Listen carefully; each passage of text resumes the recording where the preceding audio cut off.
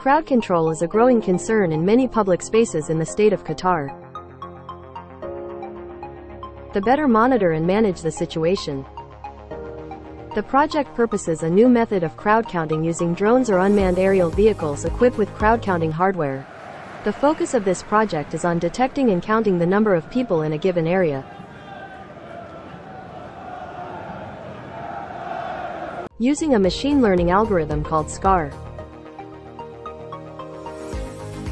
The drone, Falcon Eye, is the best solution.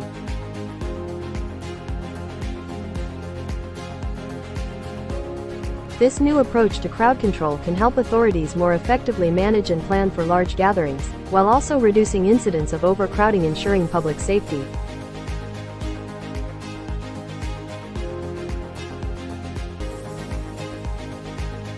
Please invest in our project that will serve the community from the crowd. It costs $1,200 only.